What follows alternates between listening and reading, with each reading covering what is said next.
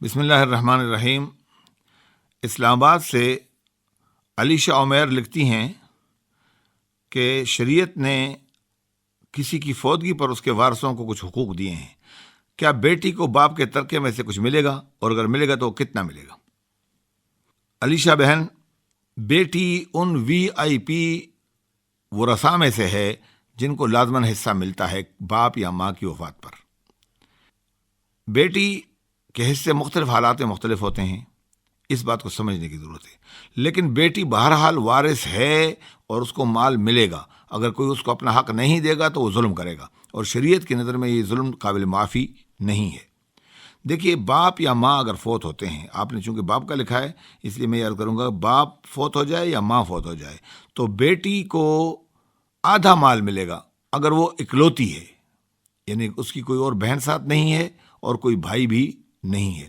اگر باپ یا ماں سے 1,00,000 روپے رہ گیا ہے تو 50,000 اس بیٹی کو ملے گا، اور 50,000 باقی جو ہے وہ اور ورثاء میں تقسیم ہوگا۔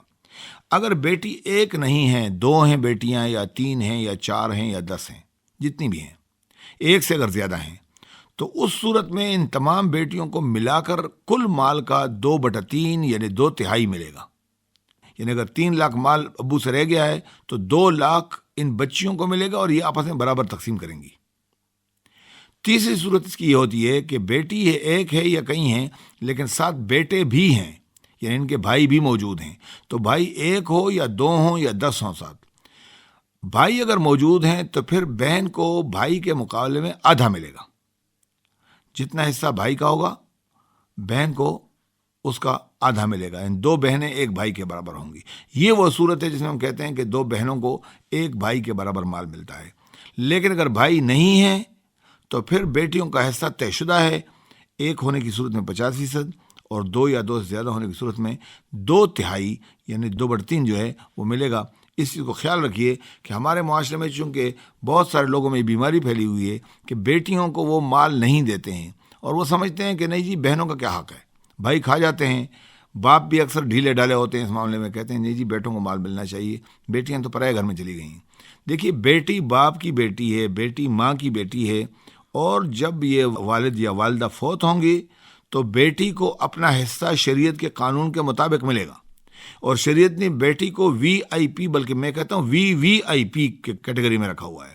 بہت ہی اہم پرسن، اتنا اہم پرسن کہ اگر بھائی نہیں ہے تو بیٹی کو 50% مال ملے گا، اگر بہنیں 1 سے زیادہ ہیں تو پھر ان کو 2/3 ملے گا کل کا، اور اگر بھائی ہیں تو پھر جتنا بھائی کو ملے گا اس کا آدھا بہن کو ملے گا۔ تو یہ چیز ذہن میں رکھنے کی ہے کہ شریعت اسلامیہ نے بیٹی کو بہت اہم وارث قرار دیا ہے، اور اس کو محروم کرنا ظلم ہے۔ قرآن پاک میں یہاں تک آیا ہے کہ جو لوگ اللہ کے اس قانون سے تجاوز کریں گے اور حقداروں کو اپنا حصہ نہیں دیں گے تو اللہ تعالیٰ نے ایسے لوگوں کے لیے دردناک عذاب تیار کیا ہوا ہے۔ اور اسلامی ریاست اگر موجود ہے، اسلامی قانون اگر موجود ہے، تو اس صورت میں اسلامی حکومت بیٹیوں کو جبراً اپنا حصہ دلائے گی، چاہے کسی سے جبراً لینا پڑے۔ اگر کسی بھائی نے ظلم کیا ہوا ہے، کسی عزیز نے زیادتی کی ہوئی ہے اور بیٹی کو یا بہن کو حصہ نہیں دیا ہے، تو اسلامی ریاست کا یہ فرض ہے کہ وہ ان خواتین کا حصہ لے کر ان کو دے دیں، چاہے اس کے لیے فوجداری مقدمہ اس شخص کے خلاف قائم کرنے کی بھی ضرورت پڑ جائے۔ کسی بھی صورت میں بیٹی یا بہن کو وراثت سے محروم کرنا بہت بڑا گناہ ہے، اور اس کا مرتکب سزا کے قابل ہے۔ دنیا میں ریاست بھی اسے سزا دے سکتی ہے، اور آخرت میں اللہ کے ہاں تو وہ یقیناً عذاب میں مبتلا کیا جائے گا۔ یہ وراثت کا قانون ہے، اور ہمیشہ وراثت کے قانون میں یہ ذہن میں رکھیے کہ جب تک تمام وارثوں کا نام نہ لیا جائے اور تمام وارث ذکر نہ کیے جائیں، اس وقت تک کسی ایک وارث کا حصہ طے نہیں کیا جا سکتا ہے۔ یہ مکمل ایک علم ہے، اور اس علم میں اپنی طرف سے کوئی رائے زنی نہیں کی جانی چاہیے۔ جب بھی کوئی آدمی فوت ہوتا ہے تو کسی سنجیدہ عالم دین کے پاس مسئلہ لے جایا جائے، عالم کے سامنے کیس رکھا جائے کہ یہ شخص فوت ہوا ہے، اس کے یہ بچے ہیں، یہ اس کے بھائی ہیں، یہ اس کے بہن ہیں۔ ذہن میں رکھیے کہ بھائی، بہن، بیٹا، بیٹی، ماں، باپ اور میاں بیوی یہ وارث ہوتے ہیں۔ ان کو تمام کو ذکر کیا جانا چاہیے۔ پھر کس کو کتنا حصہ ملے گا یہ وہ عالم دین اسلامی قانونی وراثت کی روشنی میں آپ کے سامنے واضح کرے گا۔ میں نے تو صرف بیٹی کے جو 2-3 مختلف شکلوں میں وراثت پاتی ہے وہ میں نے عرض کی ہے، ورنہ حصہ کتنا ہوگا یہ تو پراپرلی ہر کیس میں انڈیویجولی کوئی عالم دین طے کرے گا اور آپ کی رہنمائی کرے گا، بتائے گا۔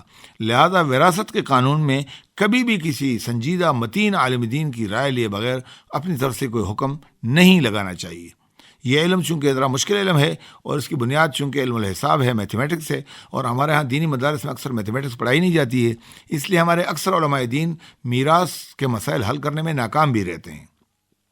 بہت کم علماء ہوتے ہیں جن کو علم میراث آتا ہے، لہذا جو لوگ علماء میں سے علم میراث کو سمجھتے ہیں ان کے پاس جانا چاہیے اور ان سے باقاعدہ فتویٰ اس سلسلے میں لینا چاہیے۔ تحریری طور پر ورثاء کے نام ذکر کیے جائیں، فوت ہونے والے شخص کا نام لکھا جائے، تاریخ وفات لکھی جائے، اور جو اس وقت زندہ وارث ہیں ان کے نام بھی لکھے جائیں۔ یہ بھی ذہن میں رہے کہ شریعت میں زندہ لوگوں کو وراثت ملتی ہے۔ اگر کسی شخص سے پہلے اس کا کوئی وارث فوت ہو گیا ہے تو اس کو وراثت میں حصہ نہیں ملے گا۔ یہ چیز ذہن میں رکھیے کہ زندہ لوگوں کی وراثت ہوتی ہے، مر جانے والوں کو حصہ نہیں ملتا ہے۔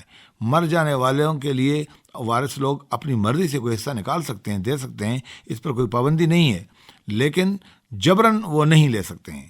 البتہ بعض حالات میں مرنے والے والدین کو یہ سمجھایا جاتا ہے کہ بھائی مرنے سے پہلے اپنے ان ورثاء کی فکر کیجئے جنہوں نے آپ کے مرنے کے بعد وراثت میں حصہ نہیں پانا ہے، جیسے بیوہ بہو ہے، یتیم پوتے پوتیاں ہیں، یتیم نواسے نواسیاں ہیں۔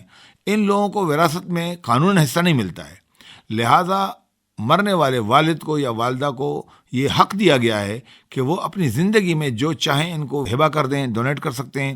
اگر یہ نہیں چاہتے ہیں تو اپنے مال میں سے وصیت کا حق بھی ان کو ہے، اور یہ اپنے وصیت میں سے ایک حصہ طے کر کے 1/3 تک ہی وصیت کر سکتے ہیں اپنے مال میں سے، اور اس میں سے جتنا ہی چاہیں گے ان لوگوں کو دے دیا جائے گا، کیونکہ مرنے کے بعد غیر قانونی وارث کو لازماً حصہ نہیں دیا جا سکتا۔ البتہ وارث اگر خود طے کر کے اپنے اتفاق رائے سے ان کو کچھ دینا چاہیں تو اس پر کوئی پابندی نہیں ہے، بلکہ اس کو پسند کیا جاتا ہے۔